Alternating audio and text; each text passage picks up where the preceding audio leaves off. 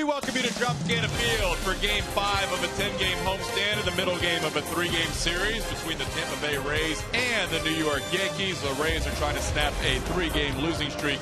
The Yankees are trying to solidify their spot in the 2015 postseason. Hi, everybody. Welcome back. Todd Callis, Orestes Estrada, Doug Wechter as we get you ready for baseball on this Tuesday night. Let's start with the starter for the Tampa Bay Rays, Jake Odorizzi. Yeah, Jake Odorizzi coming off a great start last outing. He's actually gotten back to where he was basically in the beginning. Back to fastball command. What he does so well is expand the zone with his fastball. Goes vertically instead of side to side. He goes up, he goes down in the zone, and then he's able to utilize that nasty changeup that he picked up from Alex Cobb. So look for him to go deep tonight and to utilize that changeup a lot. Not more you could say there. Not more you could say. When you talk about the offense for the Rays, an even keel personality for Logan Forsythe, and that's the way he's been playing on the field. Outstanding, but I tell you what's not even keel is the aggressiveness of his swing. He's got a great thing, and what you look for is the trigger. Watch his shoulder. Every time his swing comes in, it kicks with his shoulder. The shoulder leans in, the knee cocks in, then he engages the hip, and then it snaps of the hand. It's kind of a textbook swing that if I'm talking to a kid, I'm telling him, pay attention to this right here. And then the snap of the hand. You can't teach the quick hands, but you can teach the take back and then the load and the explosion. I love what he's doing. And again, he's playing almost in every single game and been so consistent. And our lows never stop improving. Look at the consistent month-to-month RBIs, 10, 12, 10, 10, 11. He'll probably get there again in September in the double figures as Logan Forsythe continues to be the most consistent hitter all year long, and in some people's mind, maybe the MVP of this team in 2015. We're getting you ready for baseball in 7.5 minutes. We will have the first pitch as Jake Odorizzi takes on Adam Warren of the New York Yankees. Back with more after this.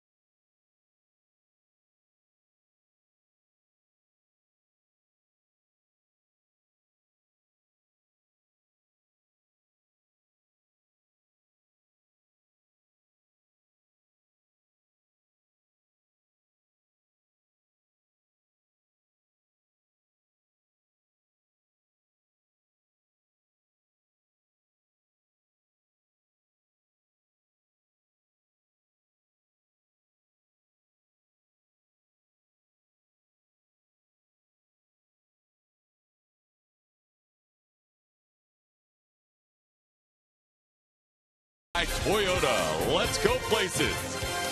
By Outback Steakhouse Curbside Takeaway. By Hat Tricks Tavern, the premier spot before, during, or after the game. And by Morgan Auto Group. Make it Morgan. We make it happen.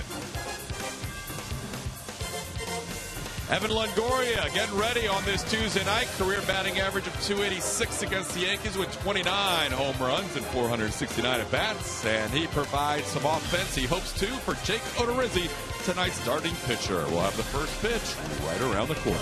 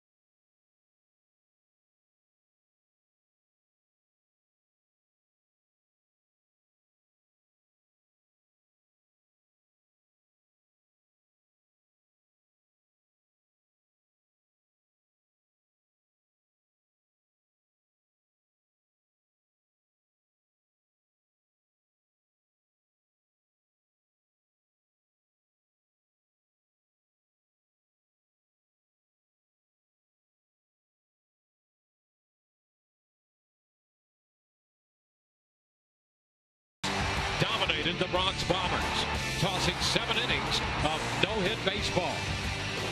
But with 2 outs in the ninth, the Yankees would rally off Brad Boxberger as Alex Rodriguez RBI double tied the score. Then Slade Heathcott blasted a 3-run shot to lead New York to the come-from-behind win. Tonight, right-hander Jake Odorizzi goes to the hill, looking to get the Rays back on the winning track.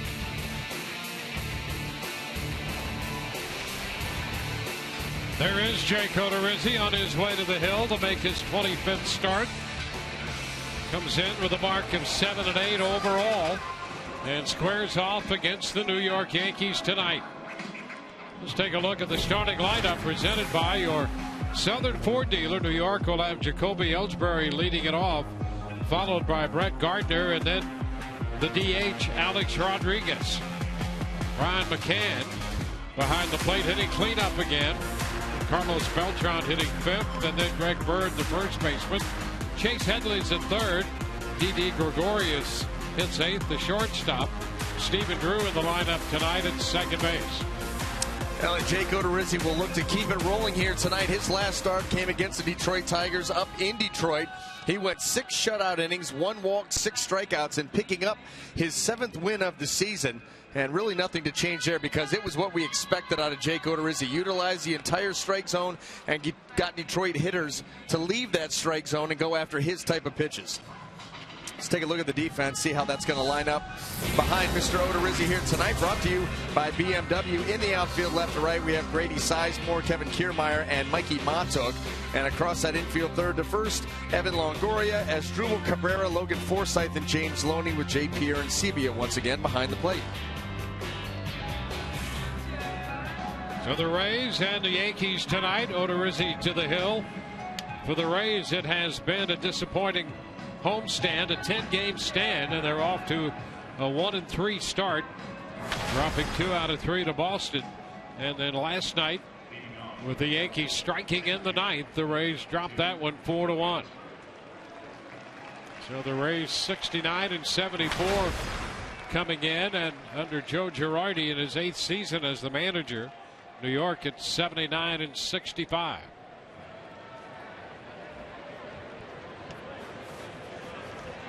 Jacoby Ellsbury will lead it off.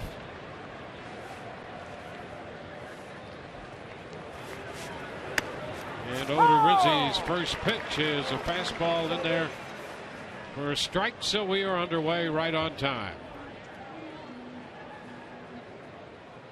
Ellsbury hitting .254. He was 0 for 4 last night, 0 for 21 as he starts the game tonight.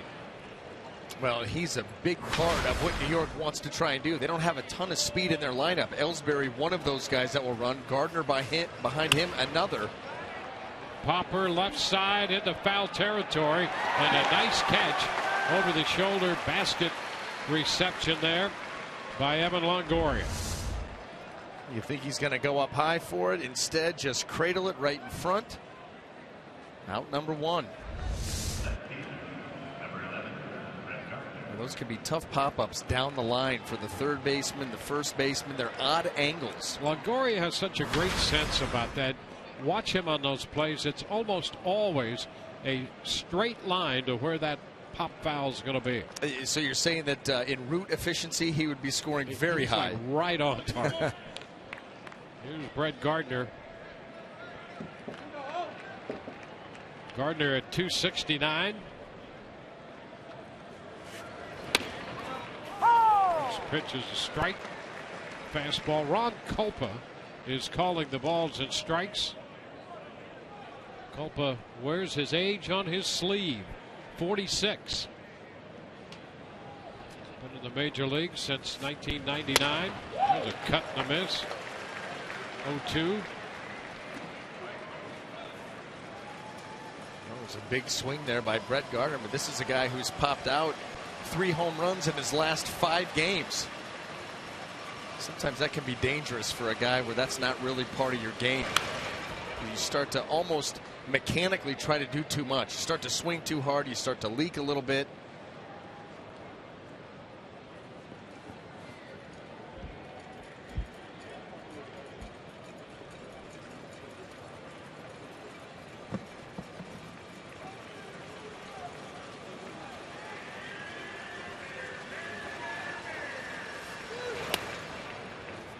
Ball, 2 strikes.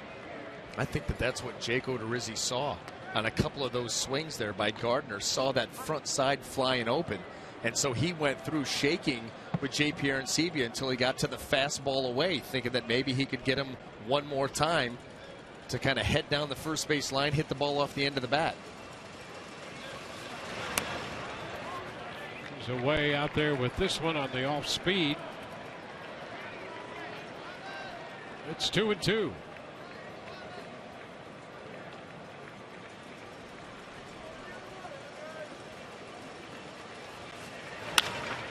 Popped up. Cabrera starts out from shortstop, turns around, and makes the catch on this one right in front of Sizemore. That was not textbook. That was some communication coming in between Grady and between Cabrera. It looked like Cabrera was going to pull off of it and let Grady Sizemore take it. And then realizing that wasn't going to happen. Watch how he sticks his arm out late. Okay. Now he goes. Never got called off, so just made the play. Well, you can see Cabrera look down and look at Sizemore. Oh, yeah. Are you coming? Maybe, maybe not. Well, I better catch it. That's exactly right. Where are you, buddy? Here's Alex Rodriguez, the DH. Pitch into him. Rodriguez at 237 with 31 home runs. He got the big double with 2 outs in the 9th inning last night. That's got them on the board, and there's a high shot deep into right center and well out of here. Rodriguez hits number 32, and the Yankees take an early lead.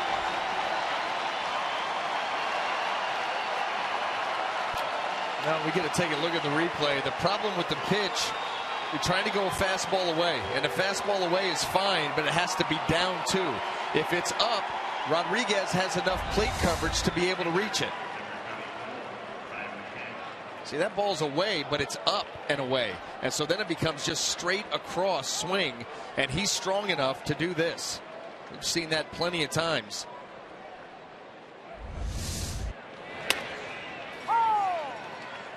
McCann takes a strike.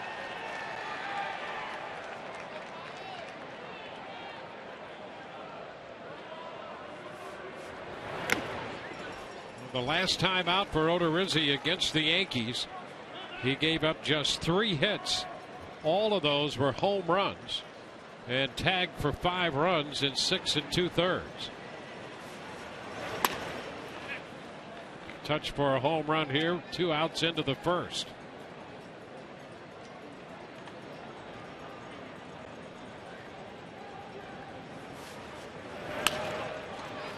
McCann fouls it out of play. Here's the A-Rod swing and phantom cam. See that ball right around the belt, full extension.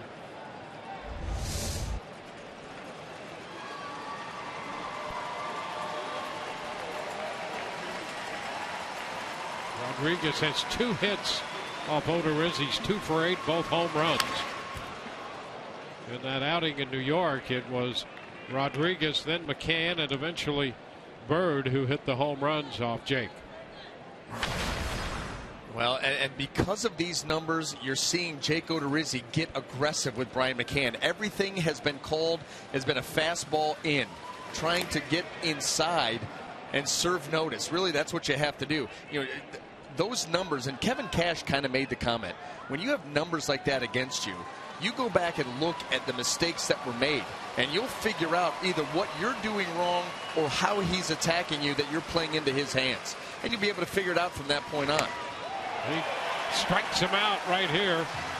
That'll retire New York at the top of the first. They pick up a run on the A-Rod home run.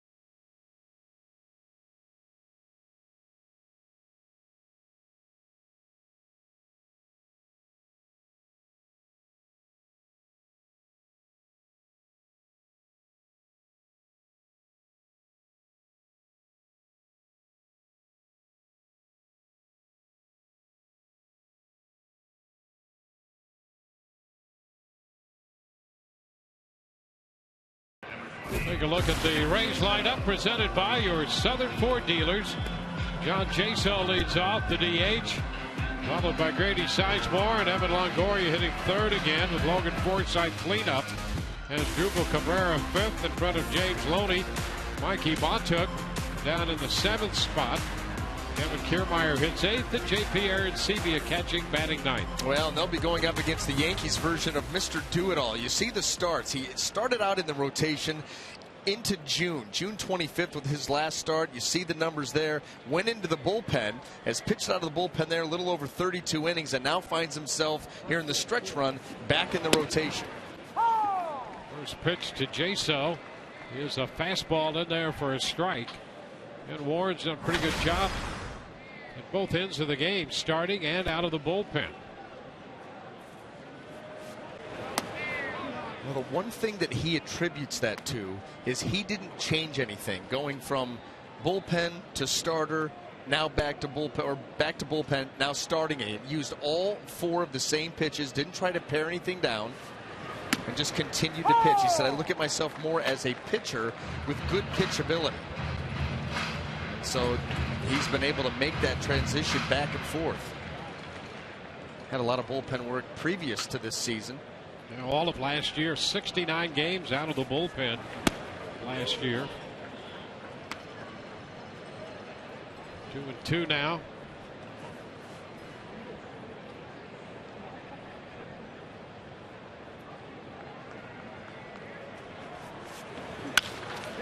Liner in the left. Base hit to start the bottom of the first for Jason.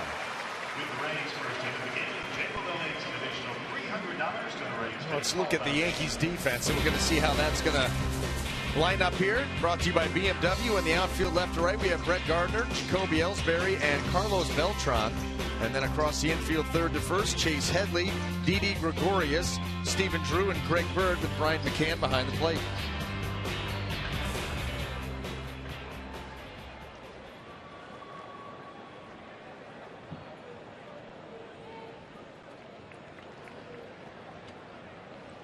Grady Sizemore. He takes a look at ball 1. The Rays have seen Adam Warren this year 3 starts, 3 times out of the bullpen. He's going to be limited tonight to about 65 or 70 pitches. His longest outing was 3 innings coming out of the pen. That was back on August the 5th. There's one toward the line to left, going to fall for a base hit. Jason's going to try to go to third. The throw wide, and they still got him. It was wide to the shortstop side. Jason called out by Ron Copa, the plate umpire, going down there to make the call to cover that play. And we'll see. I know that Kevin Cash probably wants to take a look at this. Brett Gardner throwing on the run. Headley grabs, reaches back. And Ron Culpa running down there to make the call. Let's look. It looks like he definitely tagged him on the left leg. Where was John Jaso's left hand? Good shot right here. Yeah, he did. I think he did get him on that left thigh before the left hand got to the bag. Yep. So a base hit for Sizemore, and Jason out trying to go to third. Gardner making the off-balance throw to third. And that's unfortunate, too. You can understand this Rays lineup. They haven't scored a whole lot the last couple of games, looking to make something happen here. But you end up getting that first out at third base after a couple of hits. I hate to make the first or last out at third. 1-0 the count to Evan Longoria. Well, the thing with Jaso, at least on that play, there was no hesitation. He saw that ball out in front of him, and he had in mind to get to third all the way, and it just didn't work out that way. Well, you take a ball off the bat of a left-handed hitter, there's always the chance that it drops fair and then rolls foul, and the left fielder might have to chase it a little bit. Yep. Well, Gardner got there in a hurry and made a hurried off-balance throw, and it was good enough to get Jason. Up the right side, that one will be foul and out of play. You know, and here's the other thing. When you're a team that has had, over the course of the season, has had trouble scoring runs, and over the last couple of games has had real trouble scoring runs, plays like that are going to be magnified. I mean, just they stick out like a sore thumb, especially early in a ball game. Yeah, the Rays went into the 8th inning last night, not scoring in 21 consecutive innings, and finally scored in that frame. Count to Evan Longoria, 2-2. Well, they've run into a couple of pitchers, as far as the starters go, that were on top of their game. You think about Rich Hill, what he did, and then CC Sabathia last night. That's as good as we've seen Sabathia, I mean, maybe in a couple years, against the Rays.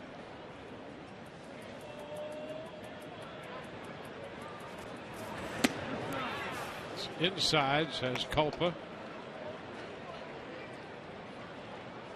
3-2.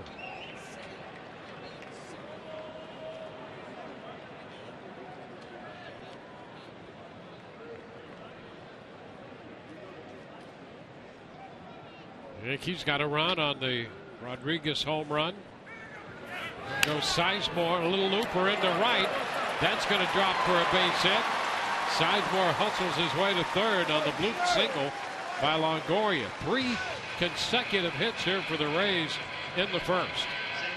Well, and with Sizemore moving, a nice job by Evan to get inside this baseball.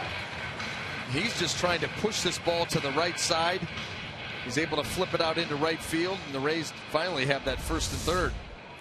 Look at the hands coming down close to the body, staying inside that two-seamer, moving in. That's the pitch that Warren wants Longoria to roll over and hit on the ground to the left side. Now Logan Forsythe shoots a fastball out of play. Logan 3 of 11 with a home run off Adam Warren. Now this is where you want to see something up, because Adam Warren capable of getting the ground ball. The middle infielders are playing deep, hoping for a chance at a double play. In the dirt, it's blocked by McCann. 1-1.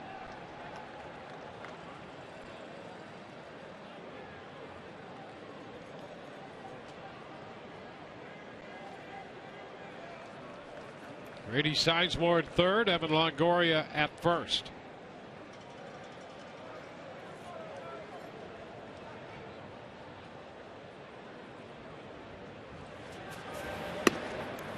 And it's upstairs. Boy, it would be good medicine for the Rays to see them answer that home run in the top of the first with something on the board here in the bottom of the first. Just to get right back, exchange, maybe take the lead.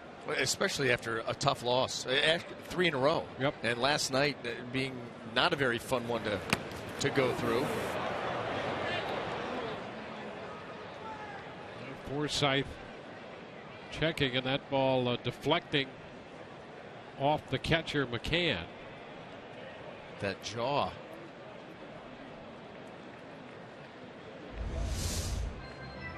Change up, gets away from him. Right off the bat in the corner of that mask.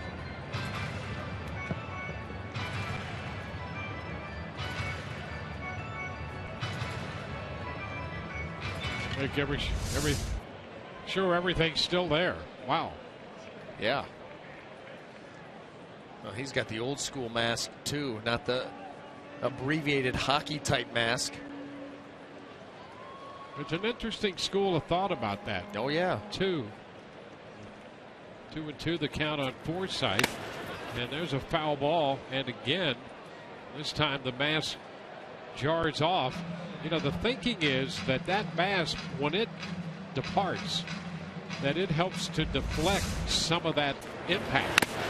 It takes the force, some of it with it. Yeah. Absolutely. It's a piece that dislodges, where those hockey masks you put on, they hit that and it just rattles. That thing's not going anywhere. And not only does it rattle, but so does your head. Yes. And your brain inside the skull, and that's the concussion issue when you get that kind of movement.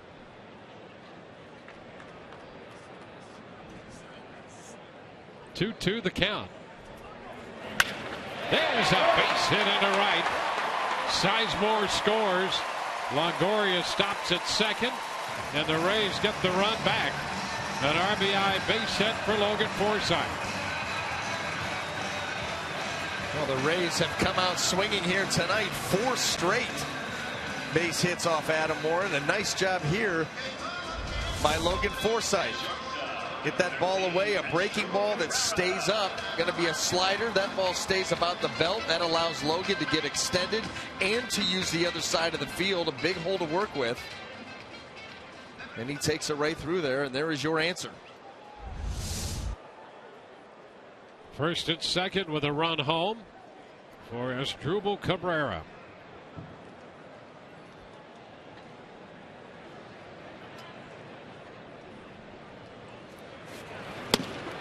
He takes a strike.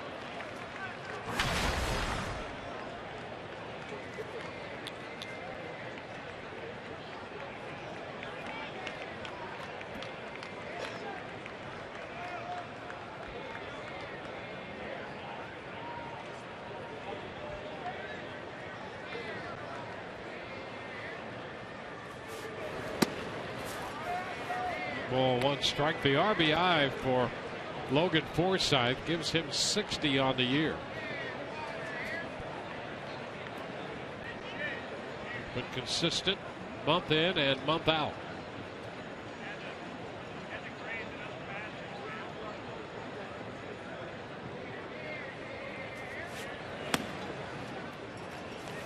A 2-1 count. The only out was Jaso trying to go first to third when he was thrown out by Gardner.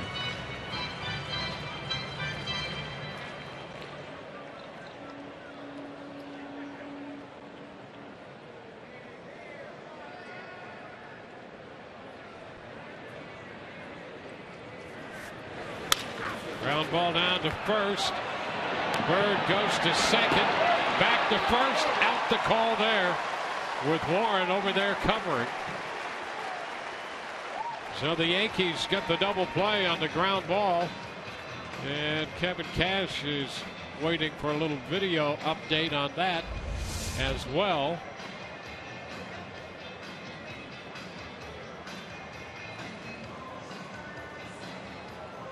Warren got over there to take the throw. Boy, that is about as close as you can get. And there will be no challenge. Or maybe, wait, I think maybe he's changed his mind. Yep, he wants to do it. He turned around, headed back toward the dugout, but now has indicated he'd like to have that reviewed. Well, and if it comes back in their favor, now you've got 2 outs, runners at first and third.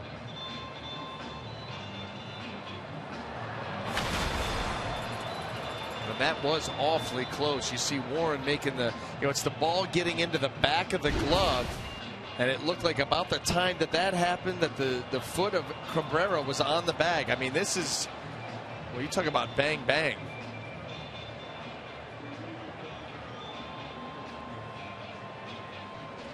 So this will be a challenge.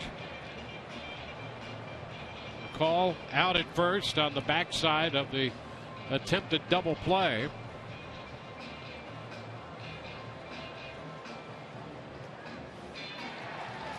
And out is the call, and that's the way it will remain. 3-6-1 on the double play, and our game will head into the second. Rays and the Yankees tied at 1.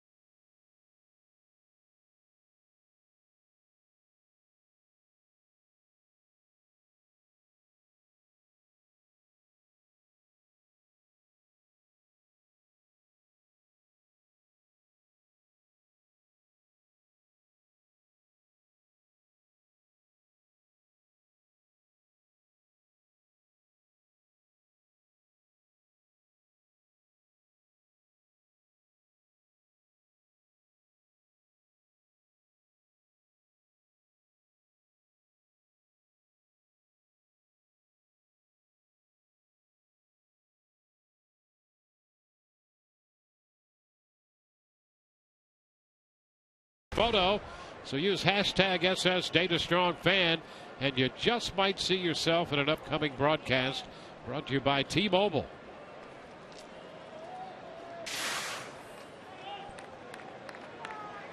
Well, the Rays 4 hits, just 1 run, sent 5 men to the plate in the bottom of the first. 4 of them got hits. There's Carlos Beltran. Pitch is a strike to him. Shift is on with Forsythe at shallow right field.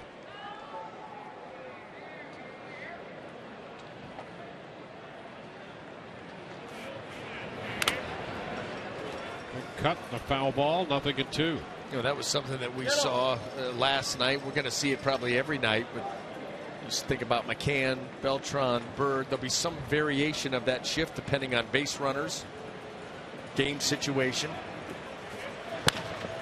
That's why he rolls it right to Logan Forsythe in short right.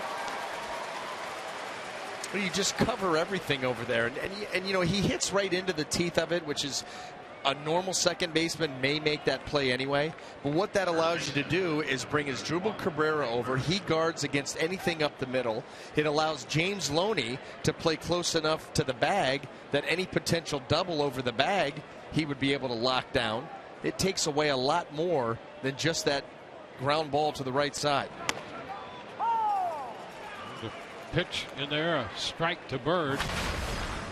I mean, Loney is a turn and a dive from the line. Sometimes he's even closer than he is right now. Slice is out of play. 2 strikes.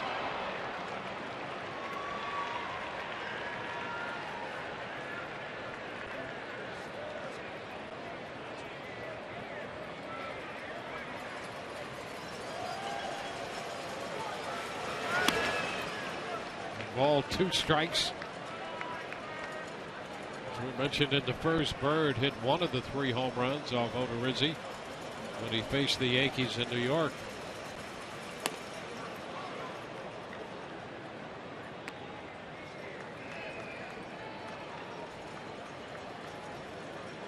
Chase Headley is on deck.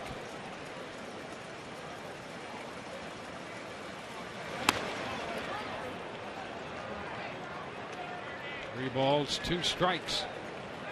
Having trouble finding that outside corner. And drive that ball to its spot. And that one missed. He gives up a 1-out walk.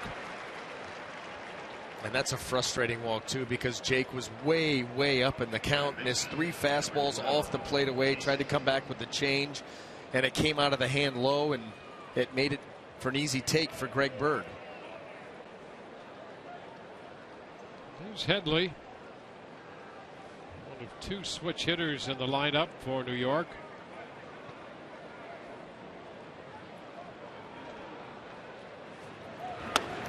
The pitch is a strike.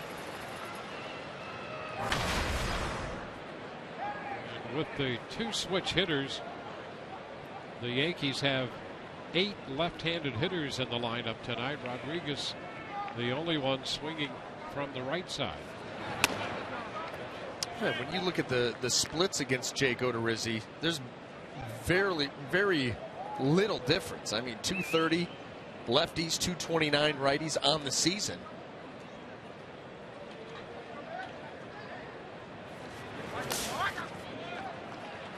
Two and one.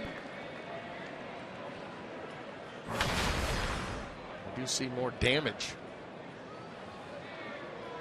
More damage from the righties. Yeah, from the right side. Yeah. And you would think, too, that a lot of lefties in that lineup, Odorizzi's changeup, that little fading action, you know how Erasmo Ramirez, how effective that he is with that pitch in limiting left-handed hitters' production, and how great he was last night. Yeah, there he is. He's refueling tonight after that great performance last night. Must be out of M&M's. There's a fastball upstairs, and we have a full count. Second straight full count here. Bird walked. Now 3-2 to Headley.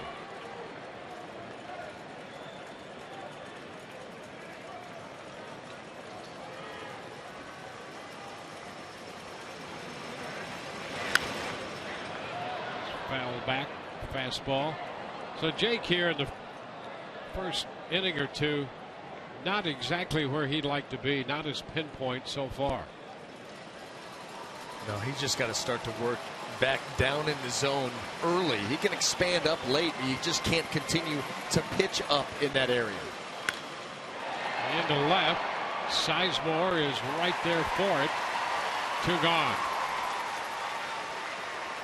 Well, Erasmo Ramirez last night pitched 7 2/3 and 7 no-hit innings. He's sharp with everything is the way to describe him. I mean, the fastball was good. He moved it around the zone. Of course, the changeup was good. He was back to sweeping the slider. And that one hit on a bad hop off of Richie Schaefer. I mean, if that takes a true hop, that play could have been made. And who knows what happens at that point. But Erasmo Ramirez was as good as we've seen him at any point this season. And pitched deep. I mean, deep into that ball game. And here's to you. Job well done. Didi Gregorius takes the pitch for a strike. He seemed to have as good a rhythm last night. He had, as you mentioned, all those pitches that worked. I'm not sure which comes first. You know, all the pitches working gives you a good rhythm, or you're in a good rhythm, and that's why they all work. But he had it together last night. 1-1 to count on Gregorius. There are times when you're out there and you feel like you can do no wrong. And so you feel everything coming out at the proper release point. Mechanics feel great. Ball feels awesome coming out of the hand. And so it's just like, let's get to work and go. There's not a whole lot I have to think about tonight. Let's just go. And as evident as that was last night for Erasmo Ramirez, he just had that look about him and facial expressions that he was there. And Jake's still trying to find that here tonight. He's 2-1 with Gregorius. Fouls it back 2-2. And when you don't have everything working, you try to find what is.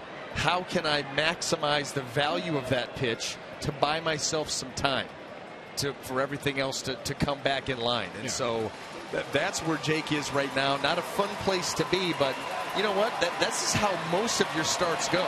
The starts like last night with Erasmo, you get a couple of those a year where you feel that good and you are that good. Stroke toward left center. Kiermaier on the run is there. Reaching up to make the catch. Kevin Kiermaier runs into that line drive in left center field. Jake Loney's going to lead off the bottom of the second, followed by Montook, and then Kiermaier. We're tied at 1.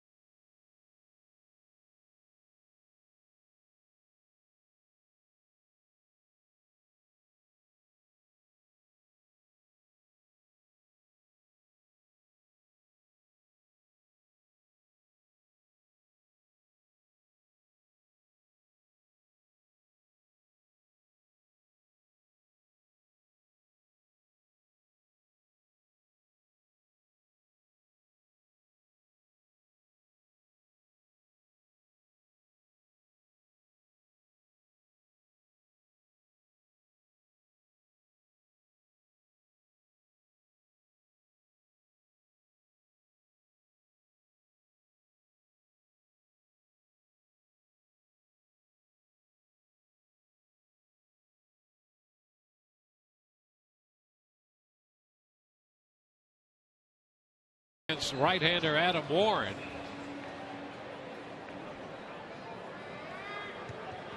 Rays picked up 4 hits, just 1 run in the first. Loney takes a strike. First pitch fastball.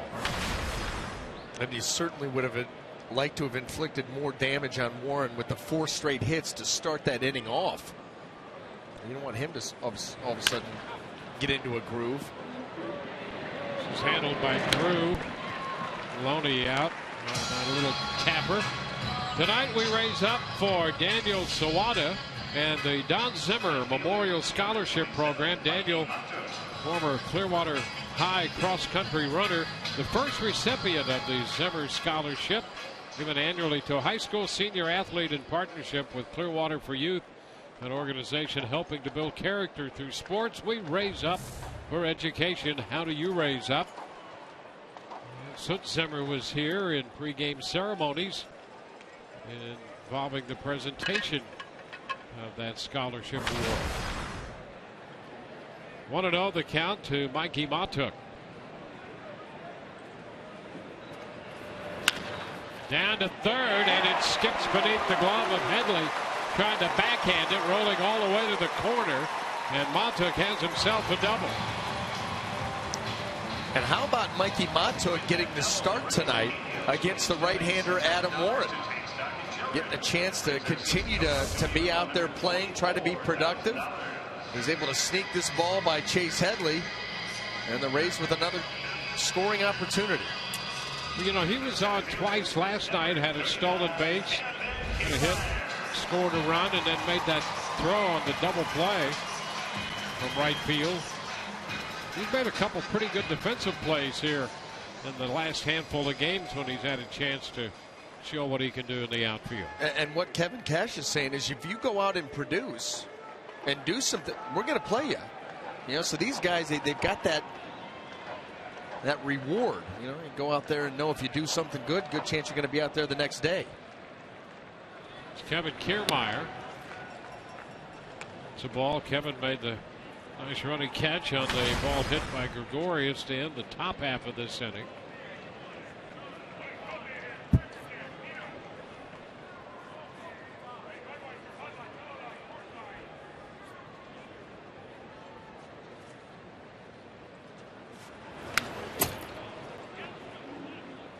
Cut, so it's foul back. Well, in many ways been a lost year for Desmond Jennings. He's been on the disabled list and has not been able to play, and so that has perhaps opened the door for a handful of other players to show what they can do. You got to figure out what you have going forward. You know, who wants to be here, who wants to play, who can play. And Mikey Matuk, that guy right now. Kevin Kiermaier has cemented himself in center field, no question about that. You know, when you think about what the Rays were planning at the beginning of the year, they were talking about dropping Jennings down the lineup, maybe getting a little more production, not worrying about his on-base percentage, just to try to drive in some runs, and they've gotten 28 games out of him this year. So when they've gone through periods where you've seen the offense struggle, you know, that's one element that they thought they might have had a reasonable expectation, and really his not being available creates opportunity, but it also leaves a gap in a situation where you thought you might get more. Full count now to Kiermaier.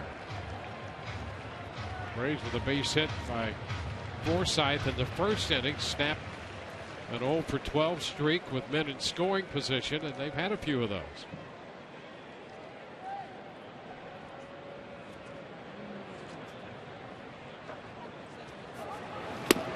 Kiermaier, did he go? Yes, he did, says Ron Culpa. And Culpa called it. Kiermaier said, well, why call that? Give the third base umpire a chance. Once the plate umpire calls it a strike, there's no appealing it then. No, and here you see the check swing. It's a borderline. You see Kevin Kiermaier trying to get rid of that bat quickly and head to first. He knows that he was right up against the line, but we've seen that same swing not called just as quickly. This one bites him. 2 outs with Matuk at second. J.P. Arencibia. Montook hits to third. The throw down there is bouncing away from Headley, and here comes Montook. Rays take the lead. Aggressively, Montook tried to steal third. And on the throw from the catcher McCann, as it skipped away from Headley, the Rays take a 2-1 lead.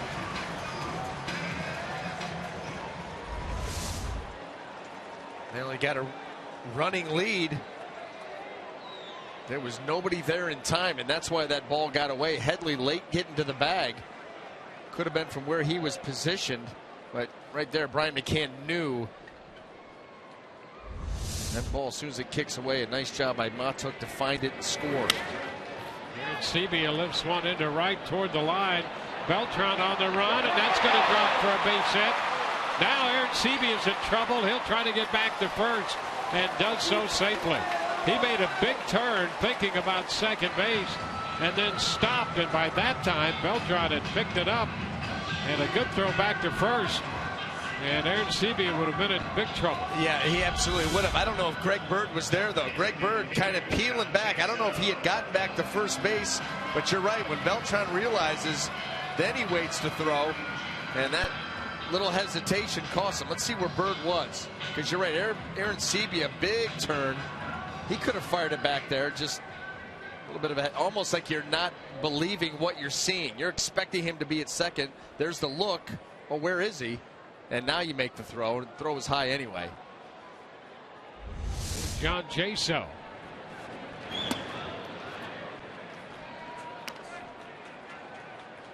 One strike to count on Jaso.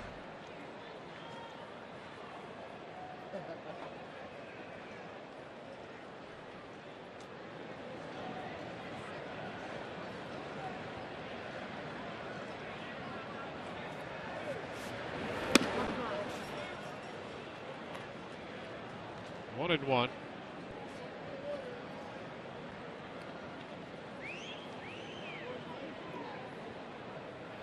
Montook has scored the run. Rays first time through the lineup tonight with 6 hits, 2 runs.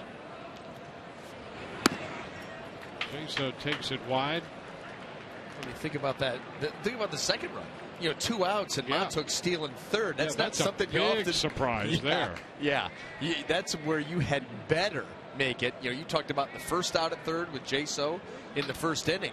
You certainly don't want to make the third out there when you're already in scoring position. But he decided to go, and that turned into a run with the throw that got by Headley.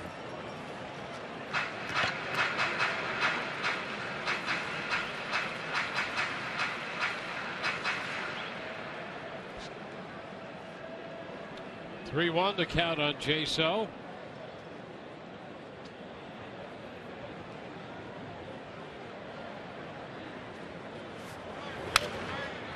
Fouled back in a full count. They were talking about 65 pitches tonight for Warren. He's at 40 right now. Yeah, this is going to be a long bullpen night for the New York Yankees, because you're going to count on Adam Warren down the stretch to take up one of those rotation spots.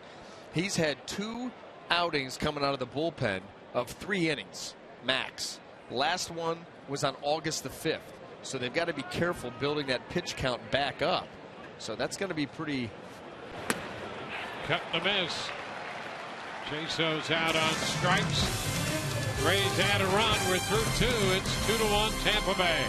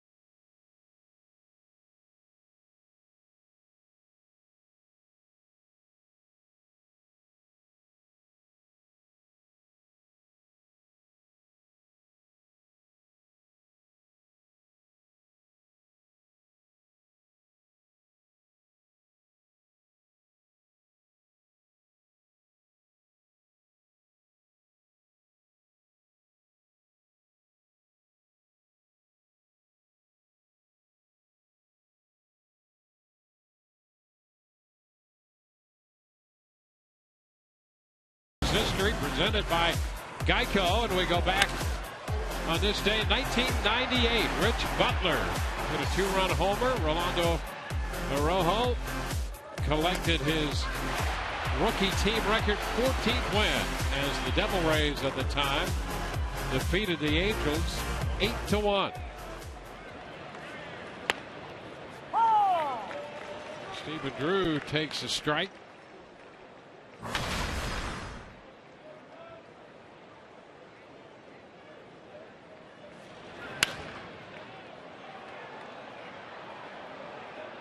Drew hitting .203, but he has 17 home runs.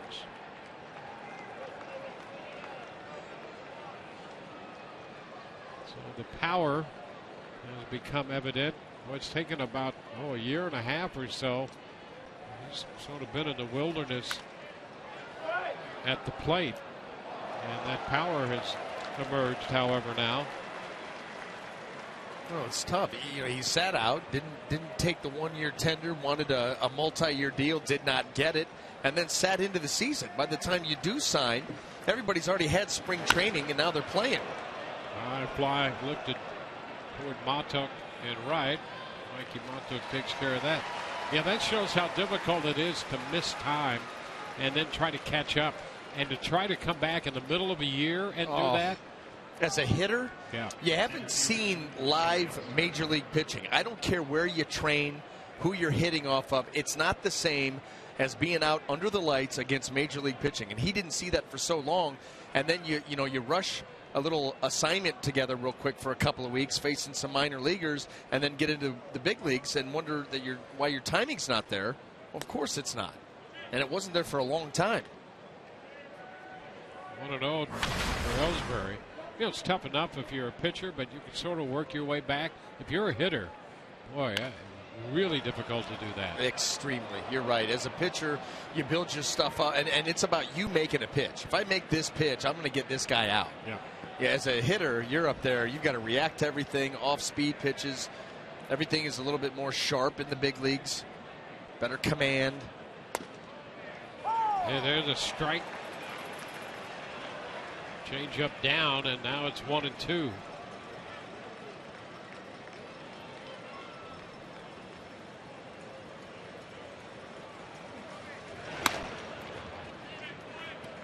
A 2-2 count.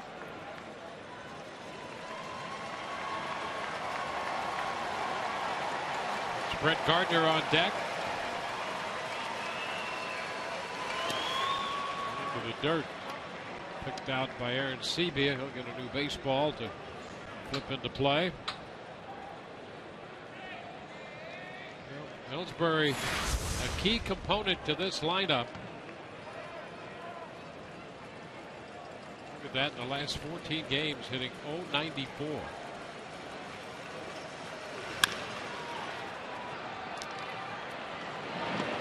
And out for the second time tonight. 0 for 2 tonight with Forsythe taking care of that. And this is the time where it becomes just as much mental as anything physical. Yeah, you may be off just a little bit with your swing, but when you start to build up and 0 for 25, it's hit the mind. And all of a sudden, not only may something be a little bit off with the swing, but the head's not right either. And that makes for a really, really tough combo to overcome.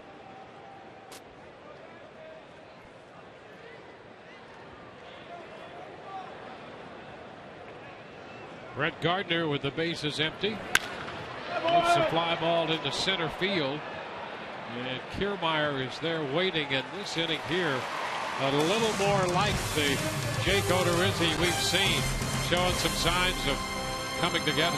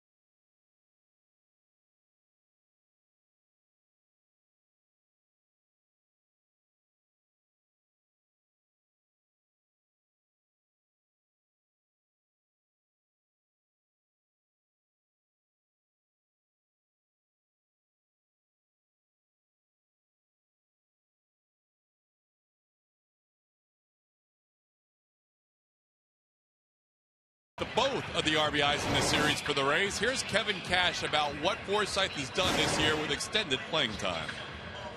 We get more and more amazed as the deeper we get into the season that he's been able to withstand playing every day, because it's not an easy thing to do, especially for a guy that hasn't done it at this level, and he's done it at a very high level of play. I mean, he produces offensively, he produces defensively. He just does a lot of things to help us win on a nightly basis, and it shows up a ton. And guys, as Grady Sizemore leads off, Logan's career high in at-bats, 315 before this year. He's over 500 now. And each month, it's almost the exact same stat line for the entire season. You could argue Chris Archer's been amazing in putting up numbers that we may never see in a while, but you can argue Logan Forsythe has been the MVP all year of this team. Yeah, you could absolutely argue that and have a chance to win that argument because he has been so consistent. Talking about him the other night, you know, I mean, Evan Longoria is the number 3 hitter and really the heart of this lineup. But when you put on-base percentage and slugging percentage together, Forsythe comes up with better numbers than Evan. It's a strike call on the inside corner. Sizemore with a quick look back at Ron Culpa. That's the first out. That was a borderline pitch. You see the fastball running in and up. Maybe a hair off, and Ron Culpa standing right behind it. Got a bird's eye view and said strike 3. Well, in some evaluations that are pretty thorough, Culpa's considered one of the top pitcher umpires in the major leagues. So we'll see as the evening progresses. Now Longoria takes a pitch, and that's a ball. And Culpa always pretty true to the strike zone, and sometimes will get just a little bit wider. Foul ball, 1-1.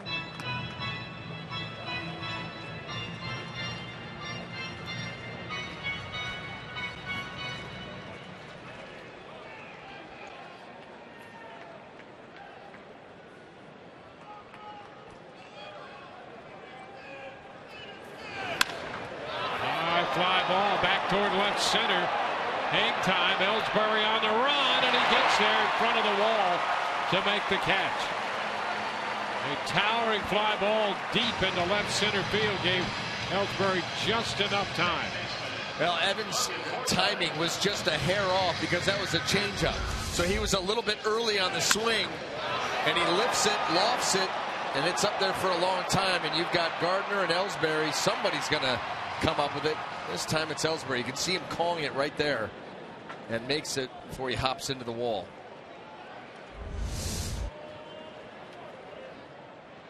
Logan Forsythe drove in a run back in the first. That pitch is a strike. A breaking ball to start him. And Warren gets the call.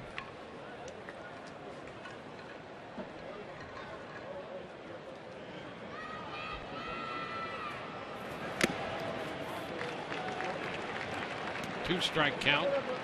Curveball, then the fastball, and that one approaching the mid-90s. Well, he will get it up there every now and then. Typically likes to pitch in that 92, 93 range, but he'll hump up every now.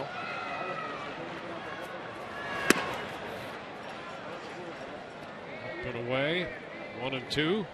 And probably, obviously, realizing that he's not too far away from the end of his outing, too. 51 pitches in.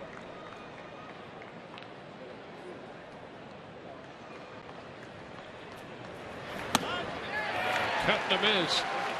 Fastball up around 93 that time. We head into the fourth. 2-1 Rays.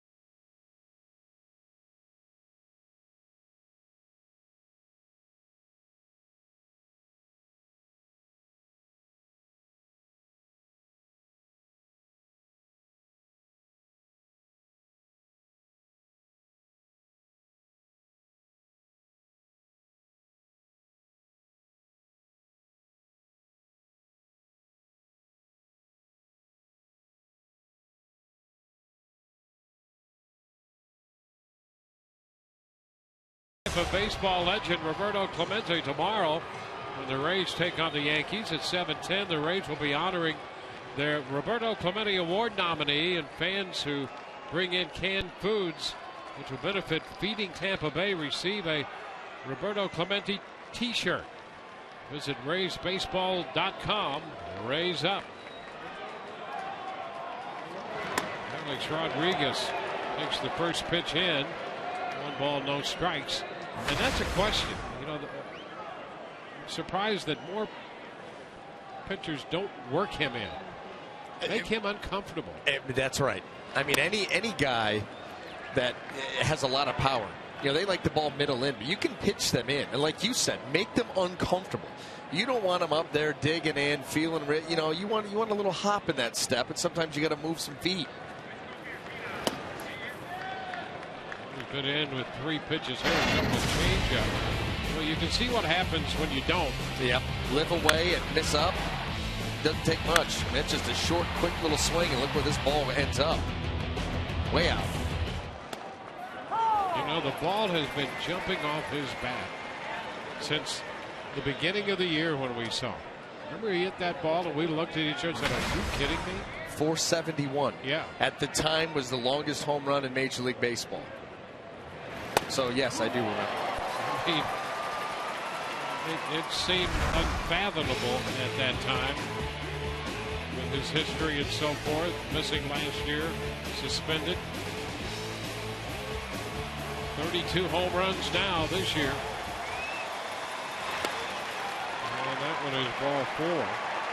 I mean, before the suspension, when you saw him, pitchers were starting to have their way with him. That's just a fact. Yes, they were pounding him fastball middle in at the hands he was not able to get to. And the Rays pitchers had a ton of success in there, just challenging him with those heaters. He could not get the head out quick enough to make contact with those pitches if they were well located. Now he's sped that bat up.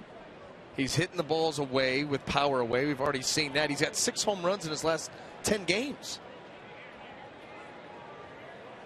There's Brian McCann. And there's a strike.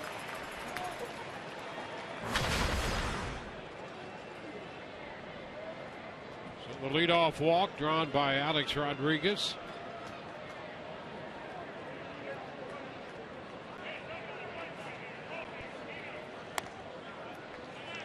Upstairs. It continues to stay middle of the plate, middle in against McCann. Able to strike him out his last at bat with a slider, bordering on a cutter.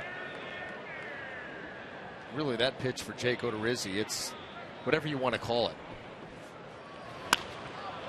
And it's popped up. Right side, Forsythe is there to make the catch. One away with one on.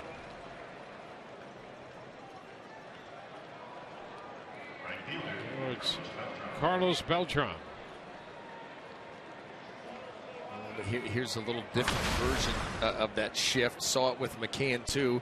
You're going to keep Forsythe right along the edge of the cutout into the outfield. And that right there is because of Alex Rodriguez on first base. A little bit different with a runner aboard. The fastball by him. Fastball up, strike one.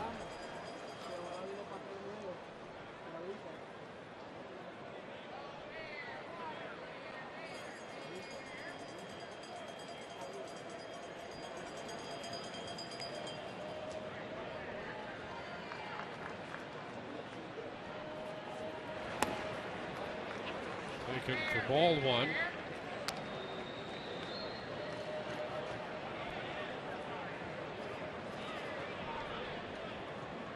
Beltran, 2 of 10 in his career against Odorizzi.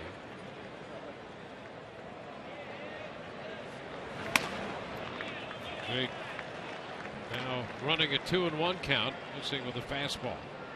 Those fastballs away to the left-handed hitters. Jake is just not quite finishing the pitch off. He's pretty good all the way through, but instead of driving at the very end, he's kind of pulling that left shoulder out a little bit, and everything's missing up and away. Just like that. You get the swing and a foul ball right there, but that's not an executed pitch. That's not what Jake was looking for.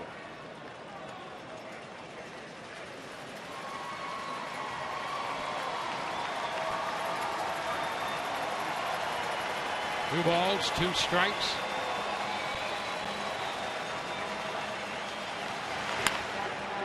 Out of play. Jake 2 and 4 against New York in 8 career appearances, 7 of those starts.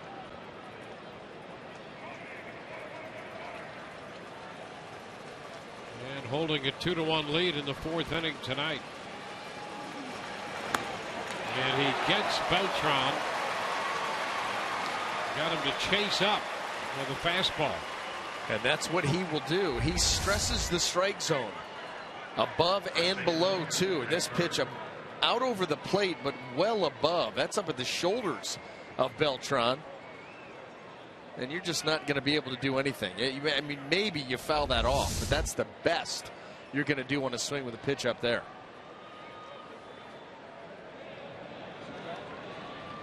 Greg Bird, who walked his first time up. He takes a high fastball. Bird hit the home run off Odorizzi at Yankee Stadium. It was a 2-run home run. He had a changeup.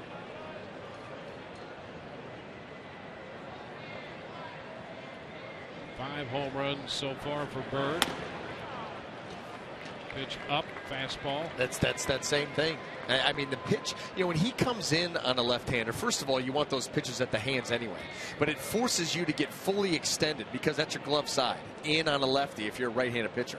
The fastball away, you've got to really stay tall, drive that pitch to its spot. Right now, the front side for Jake is just opening up a little bit too soon, and that's why everything is shooting up and away, whether he wants it to or not. There are times that he wants to elevate, but there are times that he's looking for a strike around the knees, and those balls are just shooting off the plate up and away. Much better. 2-1 after the visit from Aaron Sebia. We're probably telling him, hey, stay close. Stay close. Keep that left shoulder buried right into my glove. They had the same conversation we're having right now.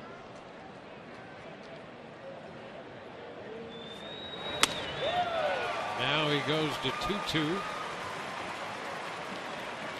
Well, that's what this game is all about, adjustments. Whether you doing it yourself, you got a veteran catcher behind the plate who has taken a crash course on this pitching staff that can go out and offer some advice. Pop, foul ball, long run. Longoria still going, and it's going to be out of play. Boy, great effort there by Longoria, but just out of reach. When you look to see where he started, basically shortstop, he's over at third base. He catches that. He leans in, probably over top of somebody, and is able to make that catch. But Evan Longoria right there playing really a true shortstop. Got a long way to go.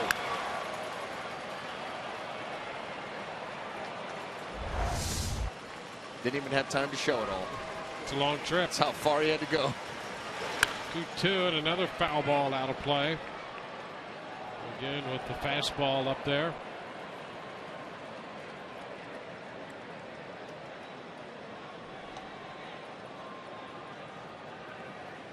Jake's at 71 pitches right now.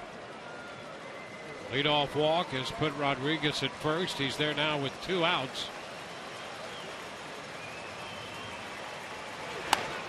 And ball 3, he stays up out of the zone. Full count. Headley on deck. Rodriguez will be off and running on this next pitch.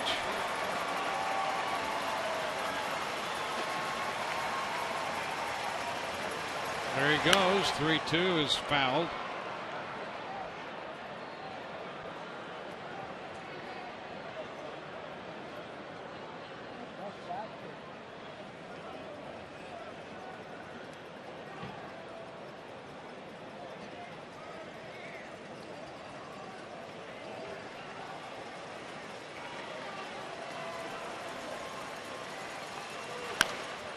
a foul ball again. So Rodriguez getting some extra running in. Back to first he goes.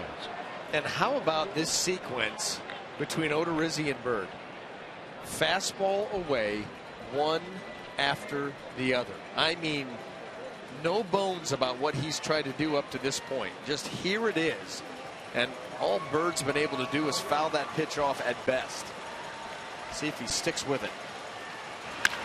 And along into center field. He got hold of that one. And that one is way gone. Wasn't away. That ball caught more of the plate. And Greg Bird caught more of it. That's the difference. I'll tell you what, when you take a look at the Fox chart, you're going to see the majority of the pitches on the outside corner or away, and then where this one ends up, which is right down the heart. Look at everything away, and then pitch number 10. That's a pitch that he can get to. A 2-run home run. Only the second hit, so the last 5 hits Odorizzi has allowed, and that's all he's given up over the last 2 starts to this team. But they've all been home runs. And Bird, who hit a home run off him in New York, a changeup, hits a 3-2 fastball out to center field tonight in the 4th to give New York a 3-2 lead.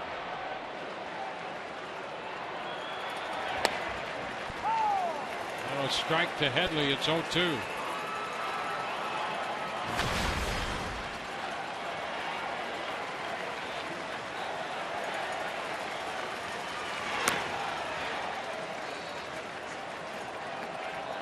One ball, 2 strikes.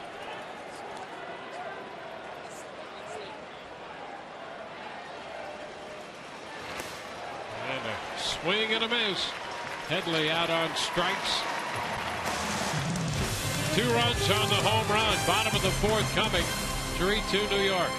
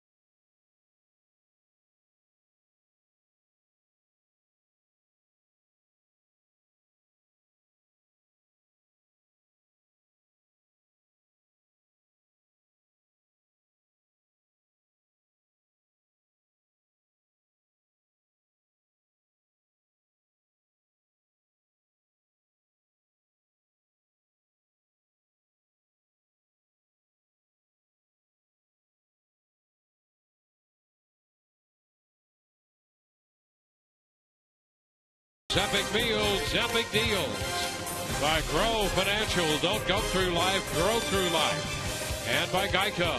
15 minutes could save you 15% or more on car insurance. Go back and forth we go. 1-0 New York, 1-1 tie, then 2-1 Rays. Now 3-2 New York. And as Drupal Cabrera leads off the bottom of the 4th and takes the pitch for a strike. Adam Warren has averaged about 16, a little over 16 pitches per inning this year, and he's been a little over that tonight, making his first start since June the 25th. And they're starting to get a little action in the bullpen down the left field line. So he worked 5 2/3 in that start against Houston. Ahead of Cabrera.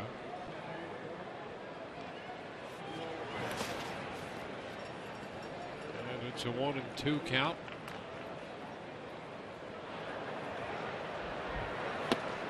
There's the left-hander, Pazos. James Pazos loosening now. Popped up, foul, back toward the screen and out of play. Well, you really don't figure there's going to be a whole lot of leeway in the pitch count with Warren. He's closing in on 56. They're talking 65 to 70.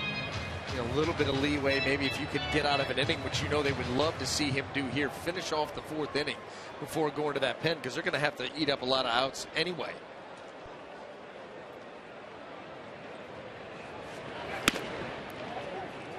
Two and two.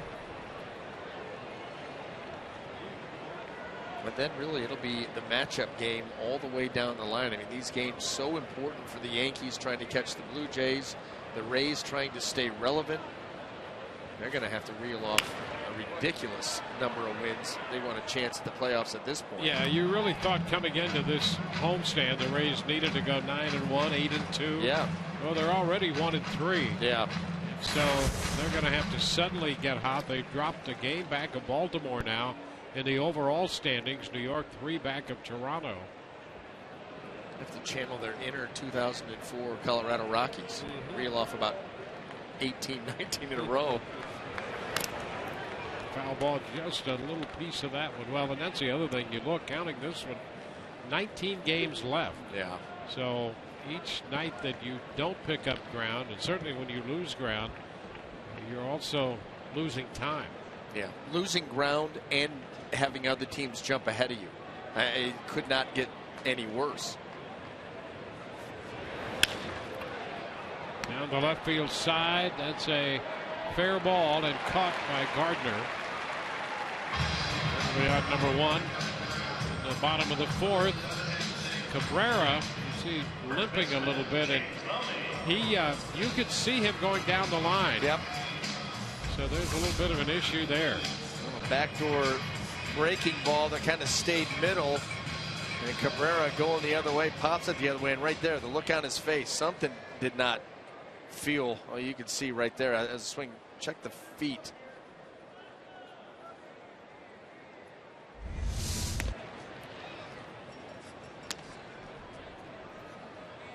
James Loney takes a pitch outside. So they'll take a look at Cabrera.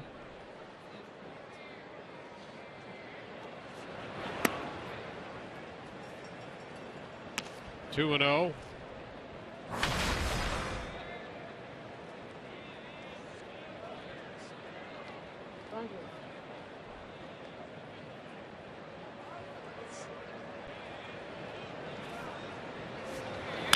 Ground ball toward the middle.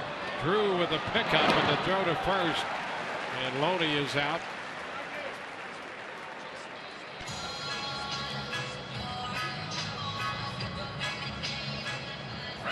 Two gone.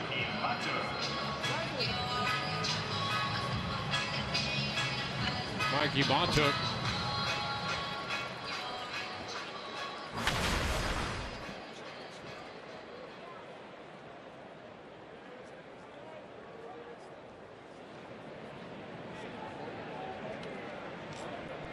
Montook with a double and a run scored. Chases this one for a strike. Montook doubled and then stole third. Kind of an element of surprise approach by Montook. He certainly took Headley by surprise. When McCann fired that ball down there. And Montook scored. He sends this one toward the corner and right. Beltran's going to catch it in fair territory. Rays her up and down 1-2-3, down 3-2.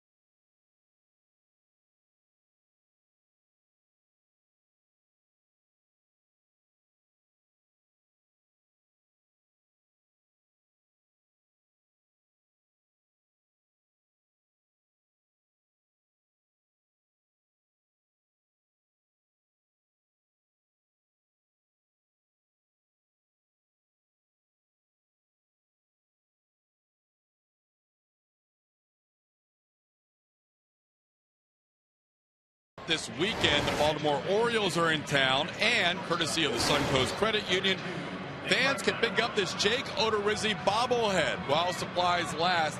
Odorizzi loves the detail in this bobblehead, likes the bobblehead overall. He especially likes the glove, guys. He said that's exactly where the glove is when I release the pitch, and it's got his name on the bobblehead glove as well. That'll be Saturday. Call 888-FAN-RAYS or go to RaysBaseball.com. Only 11 more home games to go, so why not join us at Tropicana Field, guys? Back to you. Yep, another bobblehead for the collection right there. It's a good one. And Jake obviously feeling very confident in that pitch he's about to deliver. Very happy. And he gets good results with the first pitch here in the fifth. A cut and a miss by Didi Gregorius. There's Nick Franklin now taking over at shortstop. So Franklin here in the fifth replaces Asdrubal Cabrera. 1-1.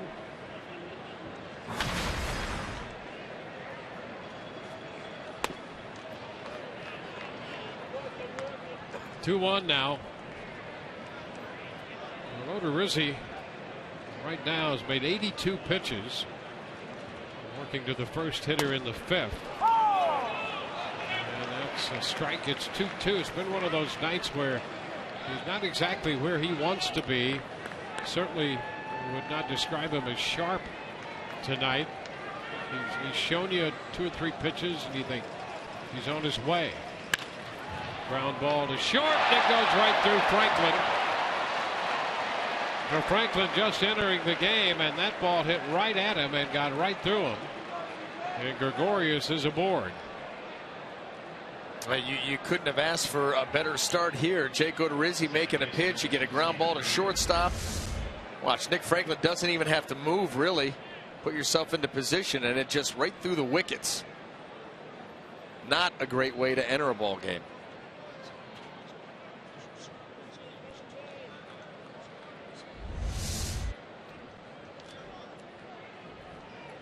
So an error there on Franklin. Here's Stephen Drew.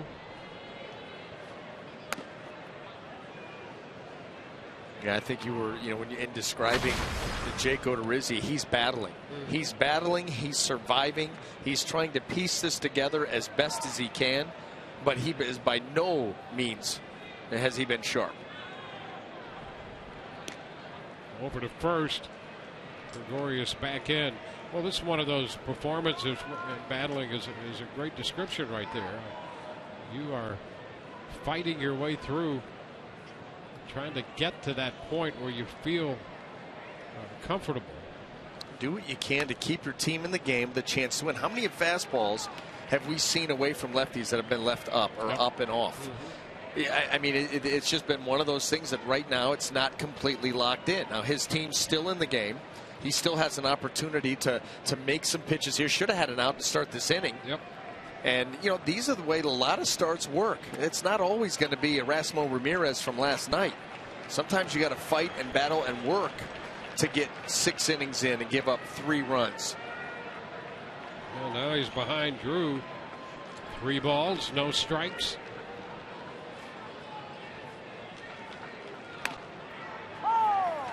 It's a strike, 3-1. So C.J. Riefenhauser throwing in the bullpen.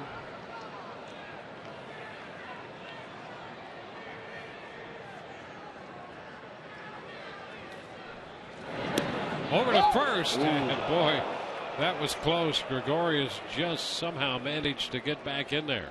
Yeah, and you're wondering, I mean, Larry Vanover took a second to make this call. That was close. That was really, really close. Did the tag even ever get there? Elbow. Yeah. Hey. There's ball 4. And that's one of those where you may want to take a look at it, but you don't have any more challenges. Nope. Let's see, the hand going to the back edge. Fingers are up. Glove.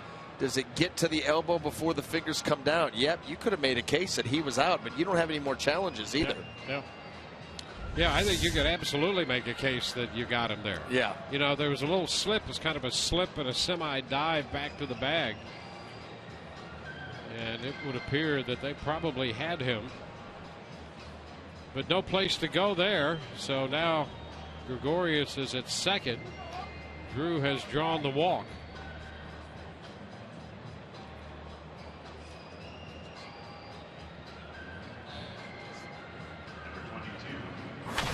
Three walks given up by Jake. And here's Ellsbury.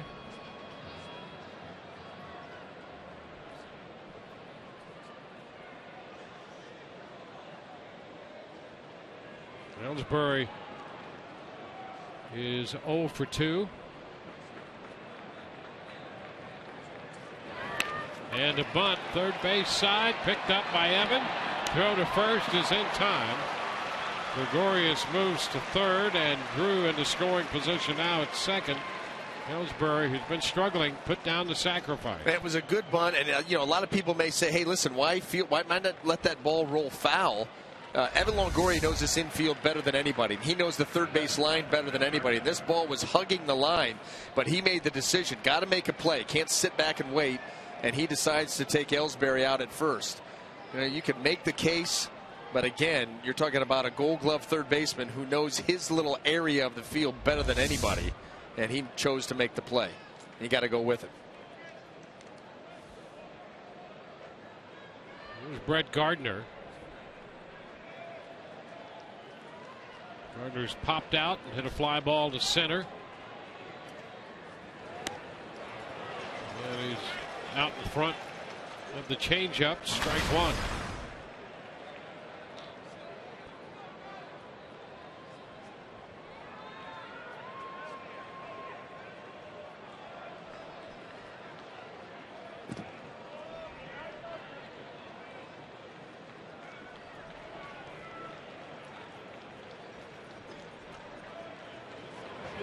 Ground ball back to the mound.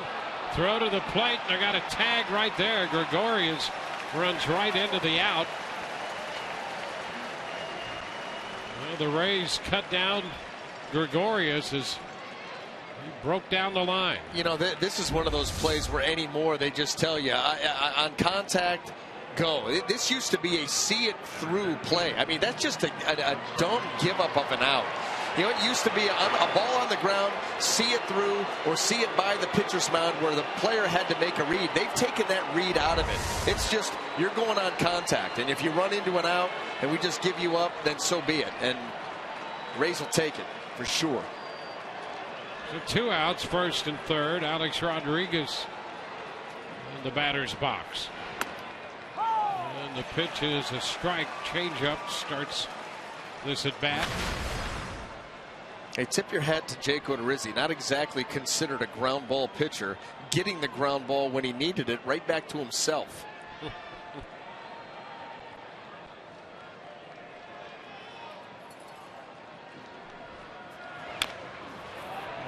Tapper foul, 0-2.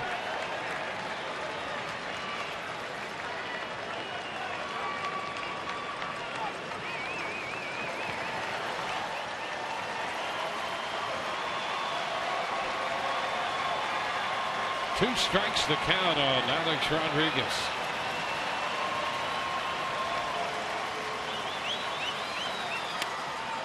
Fastball in. That's a ball.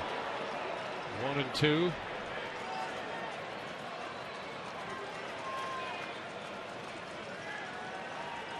We're in the top of the fifth. Pazos back up in the bullpen for New York. A 1-2 count. Here we go. Strike three called. He got him looking on the change. The Yankees threaten. Do not score, and we go to the bottom of the fifth. It's still a 3-2 ball game. Strike three call.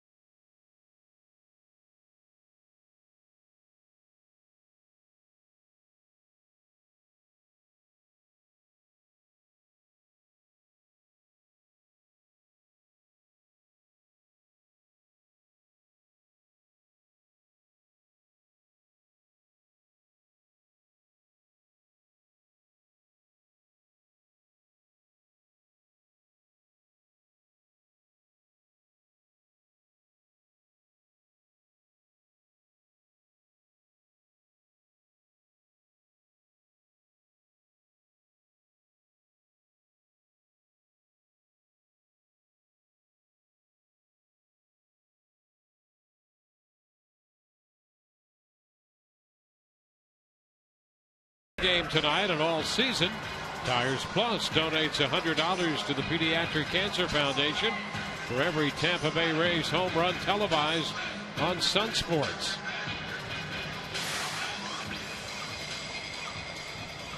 Well, the Rays will be facing a lefty now.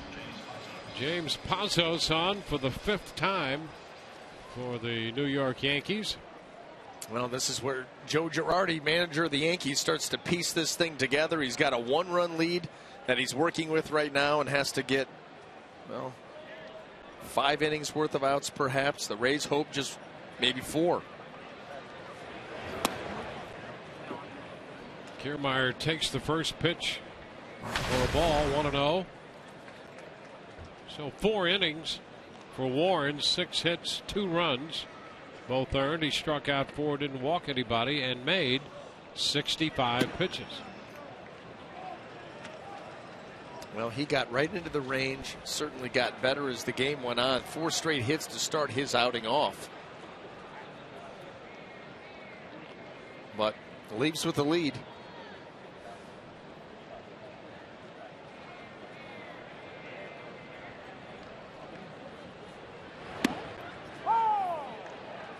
Two and one.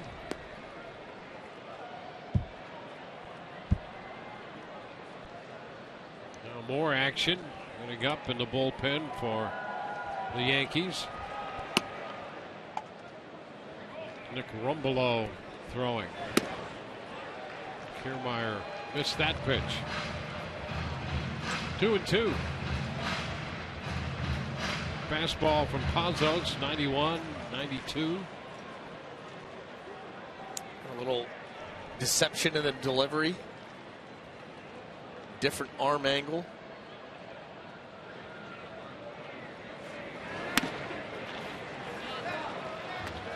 And the count is full. Gets violent as he pulls that ball out of the glove. Really gets it behind him and then quick to the release point.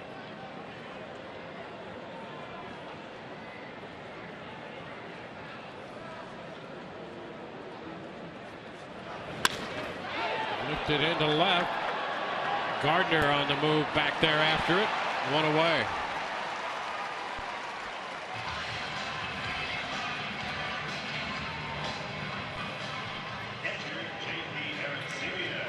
Now the catcher, J.P. Arancibia, will get a look at the left-hander.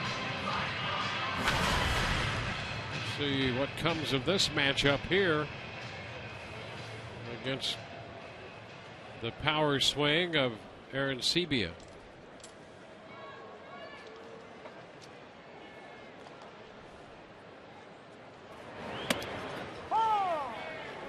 Pitch in there for a strike. That's one way to go about it. Start him with a breaking ball.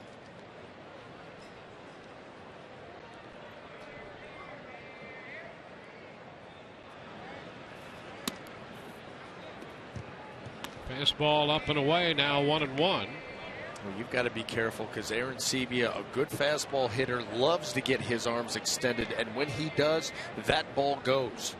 We've seen that. It hasn't taken too long for him to show that. That's outside. 2-1.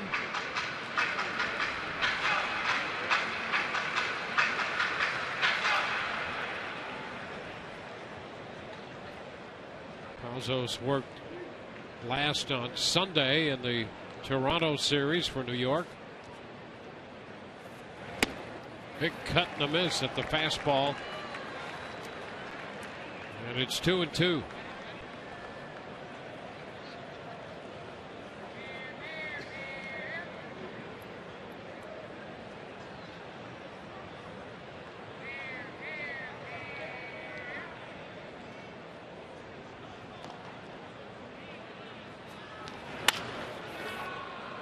It's fouled behind Rocco Baldelli and down toward the bullpen.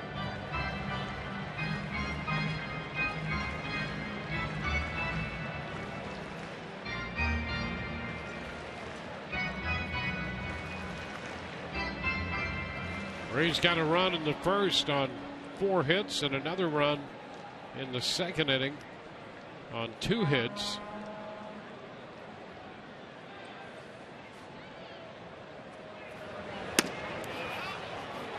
Just wide. Stayed out there, 3-2.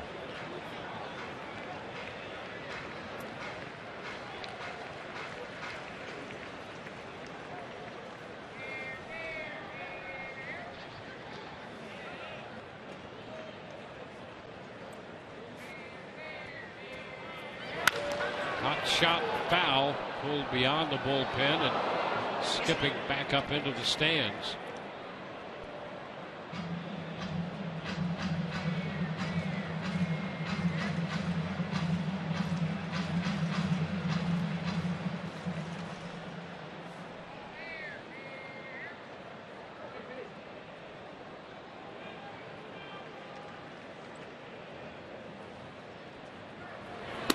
And ball 4 away. Pazos was careful with Aaron Sebia and walks him. And be sure to tune in tomorrow for the Wednesday night showdown, brought to you by your Tampa Bay area Mazda dealers. And a very good pitching matchup there. Chris Archer, after his 13th win tomorrow against Luis Severino. And our coverage begins at 6:30 on Sun Sports. Ray saw Severino up in New York. Well, that's going to be a good matchup. And obviously, Chris Archer can go out and dominate. He's done that against the Yankees time and again. And Severino, we saw him make some early in the game adjustments. Pretty heady stuff for such a young pitcher. And it really allowed him to get deeper into the game. Throwing the ball very well for the Yankees in his start against the Rays. Yeah, he's had great results for the Yankees, but what they've really been impressed with for such a young pitcher is his almost veteran-like demeanor out there on the mound.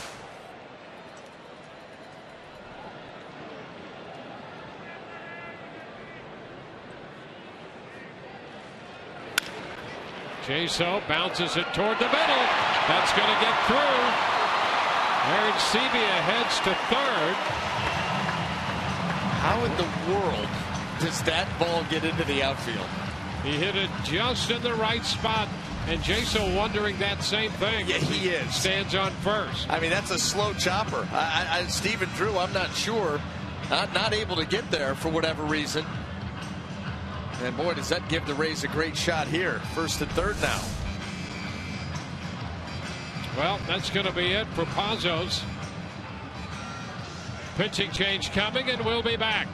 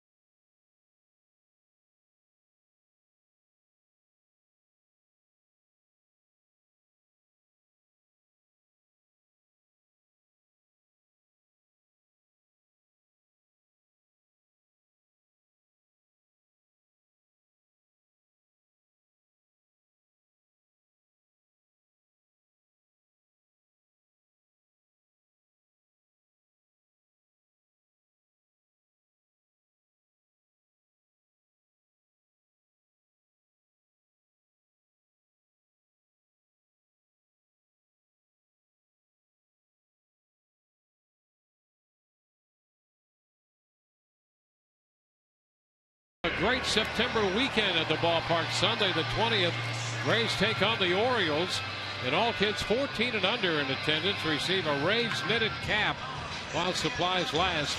For tickets, call 888-FAN-RAYS or visit RaysBaseball.com. Rays up.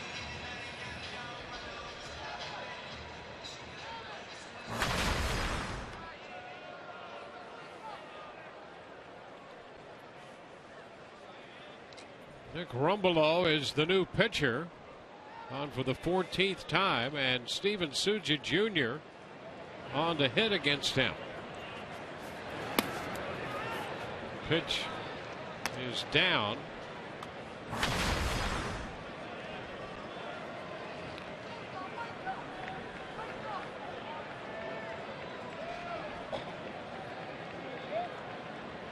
Souza pinch hitting for Sizemore, fouls the pitch. 1-1. I'll tell you about Nick Rumbelow is he maximizes his delivery. It is a max effort type of delivery. That ball comes out of the glove. Between that and the leg kick, trying to create some leverage, create some power.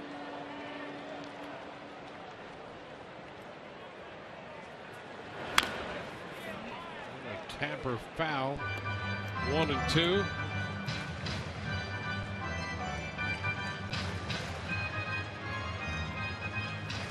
Rumbelow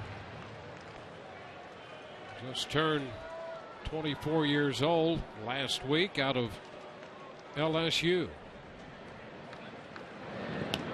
Lobs it to first where Jaso is back in. Jaso first, Aaron Seeby at third. Souza Jr. hitting right now.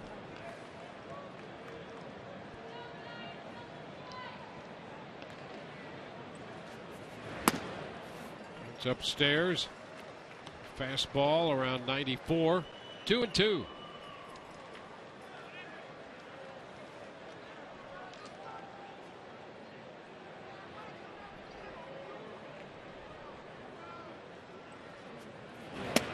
And that's strike three call. Fastball on the corner. Catches Souza looking. Well, he went up with the fastball. Way too up, actually.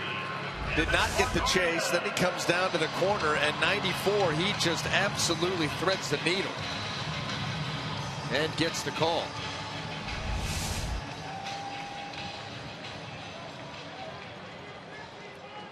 Two outs, and that gets Evan Longoria up there.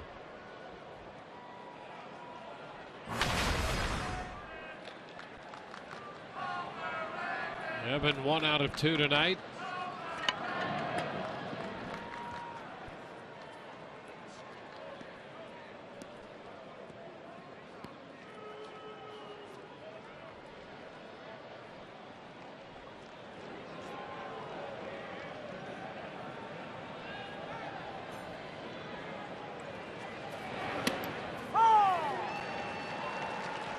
Strike call.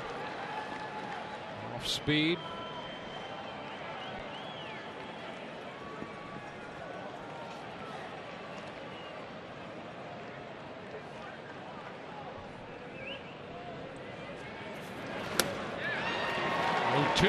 It's two in a row. Rumbelow, he keeps it simple. Fastball, changeup, curveball. We've seen a couple of changeups here. And, you get fooled too because again that delivery, max effort. There's a lot going on there, and then all of a sudden he comes over and it's not 94, it's 86.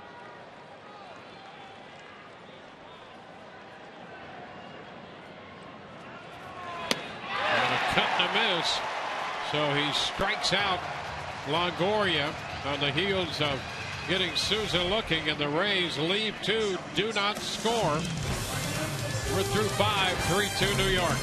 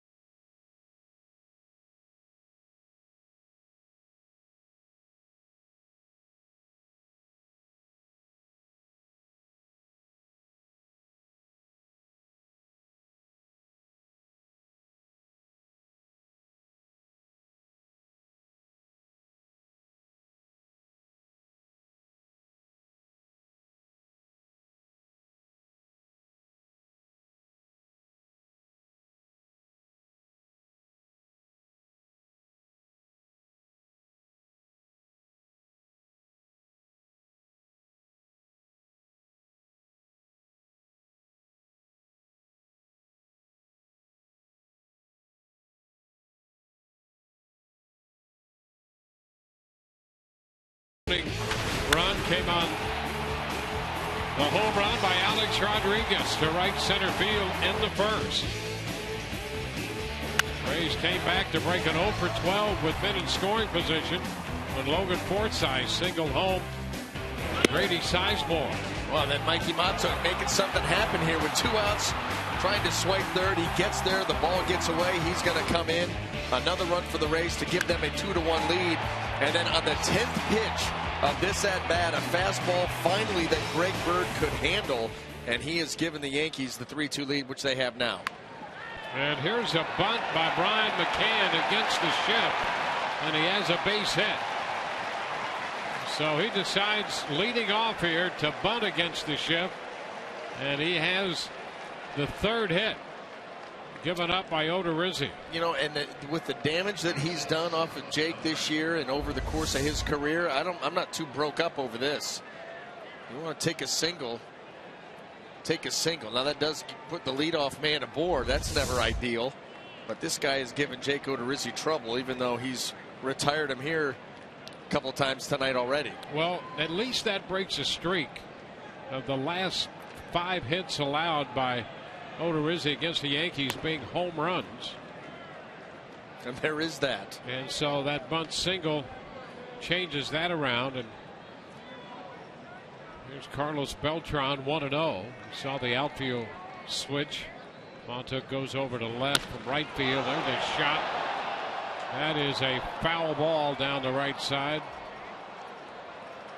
So Montauk's in left, and Souza Jr. after pinch hitting is in right field. Beltran has grounded out and struck out tonight.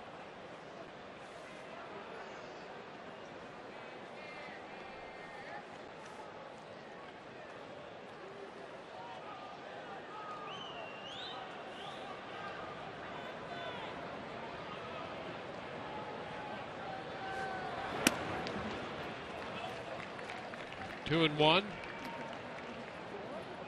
So let's putting Odorizzi at the 100 mark.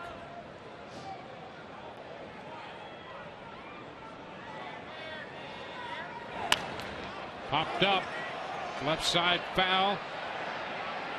And Aaron Sebia makes a nice play. He had Longoria coming in, and not an easy play for a catcher to break out from behind the plate and head in that direction and make the catch. No, but you know what? He knows that the shift has been put on, so he knows there's more responsibility that way for him than maybe otherwise. And so quick out of his stance. You'll see right here. Quick, find it. Okay, now go. And he knows he's got to go hard because Longoria's got to go a long way, and he does a great job of tracking that down. Now it's Greg Bird who had the 10-pitch at bat in the 4th inning that resulted in the 2-run home run, and that's the difference in the game right now.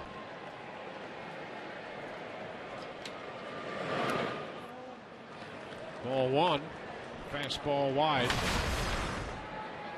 It was fastball after fastball in that 10-pitch at bat, and he finally got one that he can handle down as opposed to, in some cases, up out of the zone.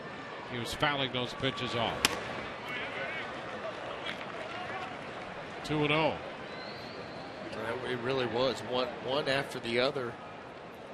Some on purpose, some foul ball. That was the best that he was going to do, and then he finally was able to catch one. That's what we wanted to see here. If there was going to be a different approach against him. 2 balls and a strike. Even that pitch, Jake wanted that in. Aaron Sebia setting up in, and that ball leaks back middle away. And that's been the nature of his outing tonight. Yep.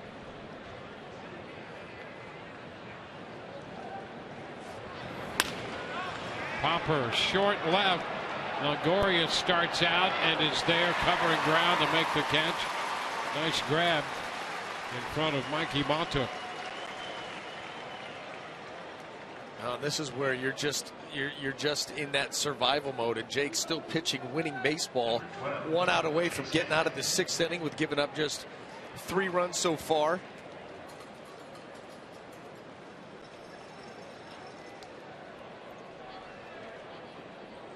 The hitters Chase Headley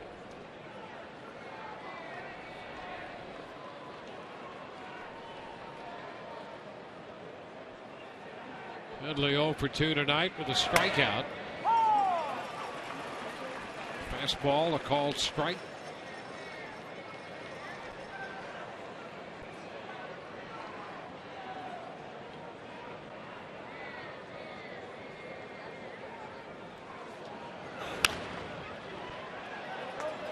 Oh, 2.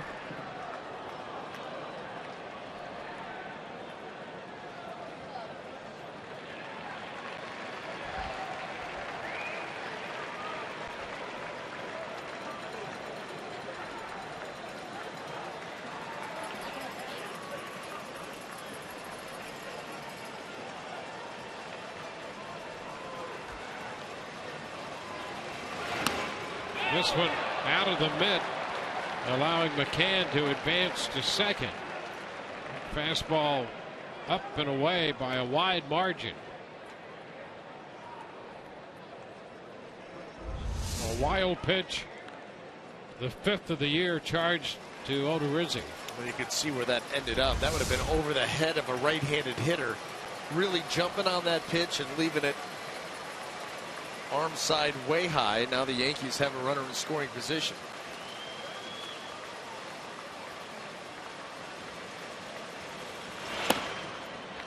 It's 2-2.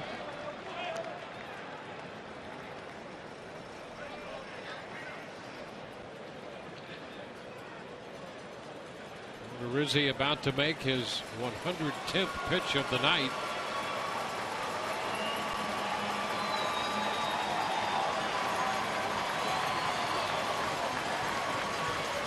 The 2-2. He struck him out with a fastball. Went up with a fastball to strike him out. Bottom of the 6th coming up, 3-2 New York.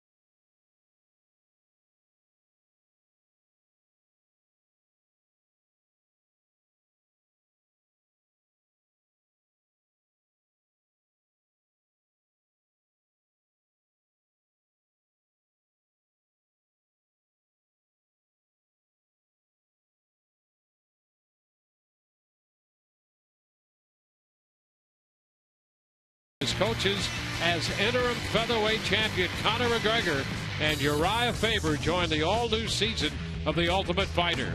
The mayhem continues tomorrow, only on Fox Sports 1.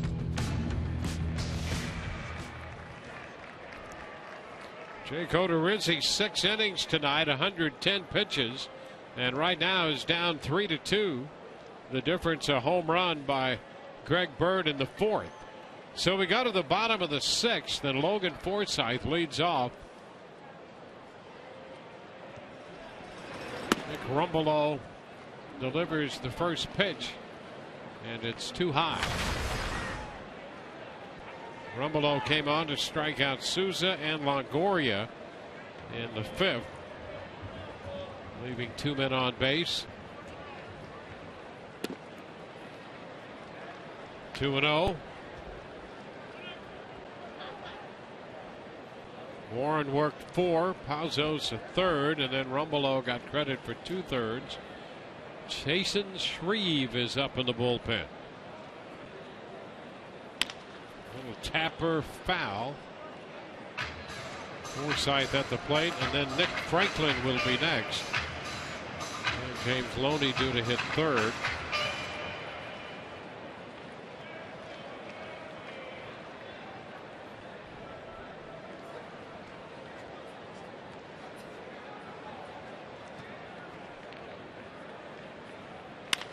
Ground ball through the left side. There's a base hit for Forsythe. 8th hit for the Rays, and Logan has 2 of them. A leadoff single. Right now, let's check in with Todd Callis. Todd? Dwayne, the word from the Rays clubhouse is that Asdrubal Cabrera left the game due to a left knee strain. X-rays are negative, and he is day-to-day, guys. All right, thank you for that update. As a result of Cabrera leaving, Nick Franklin is in the game. Here is the moment of that injury. You can't really see anything. Nothing stood out on the swing other than the grimace and the way that Cabrera went down the line. Obviously something bothering him, and it being that knee. Hope that's not a long-term issue. Yeah, only 18 plus what we have left in this game left.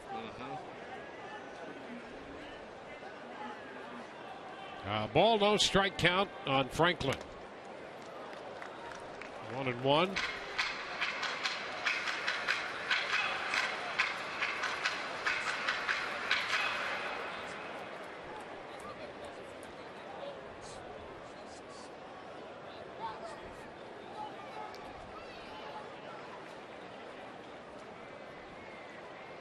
Over to first and a lob. Forsythe back in.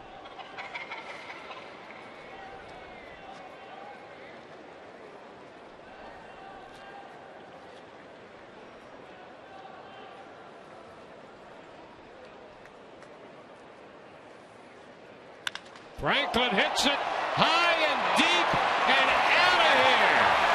Home run for Nick Franklin. And the Rays take a 4-3 lead.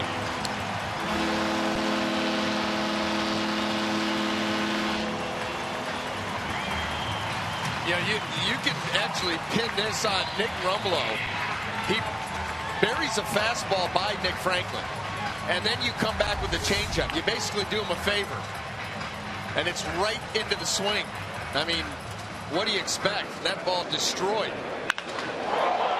But yeah, you throw a fastball by a guy, and you come the next pitch with a changeup. That is a risky pitch, and he paid for it. Boy, there was no question upon contact. That ball was headed out of here, and Franklin gives the Rays the lead.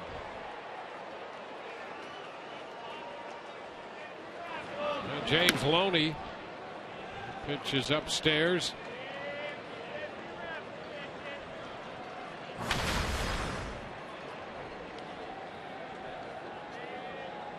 Franklin's second home run of the year.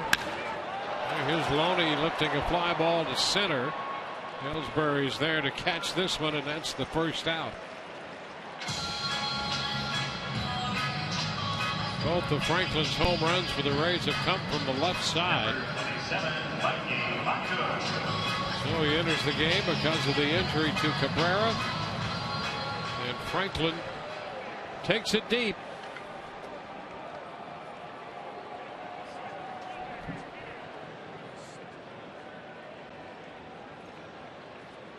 Mikey Matuk.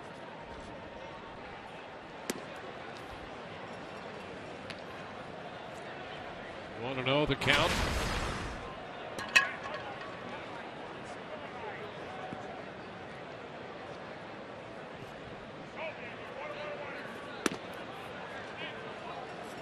Matuk doubled back in the second inning.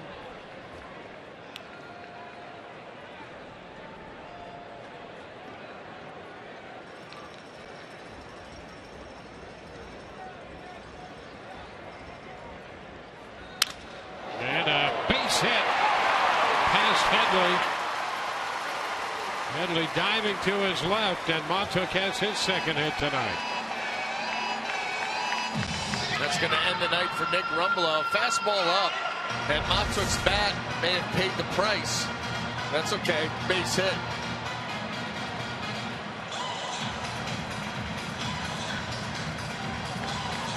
Got to the left of Headley.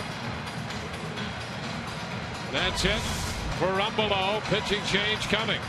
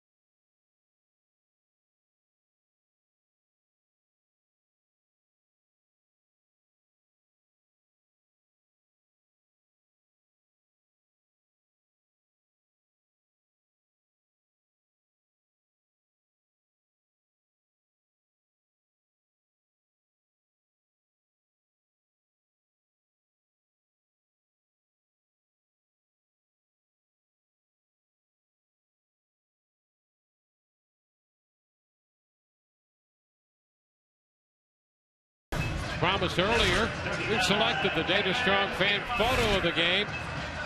Tweet your strongest fan photo to hashtag #SSDataStrongFan for a chance to be featured in an upcoming broadcast brought to you by T-Mobile.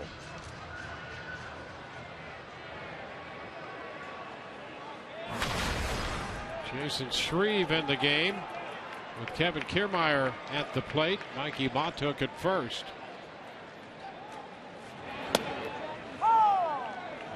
Pitch is a strike. Well, Shreve, he had quite the streak going on. Appearances and innings without giving up a run. However, he's been scored upon in his last 3 trips to the mound.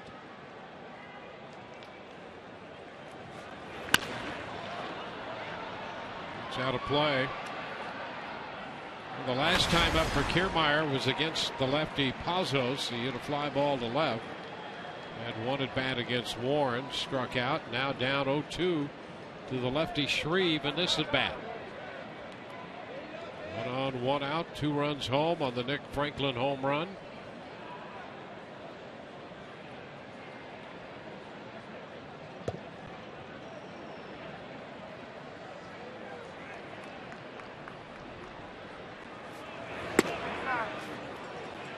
Ball, 2 strikes. Now you sneak something in. You're trying to make a perfect pitch in just off the plate, maybe get a swing, maybe get a call. And if you don't get it, you can head right back out away. You can either sweep the breaking ball or go with that fastball off the plate away. Make sure you keep your eye on Montook. It's the one thing that we've seen the Rays do consistently all season long. Get a lead, get aggressive on the base paths.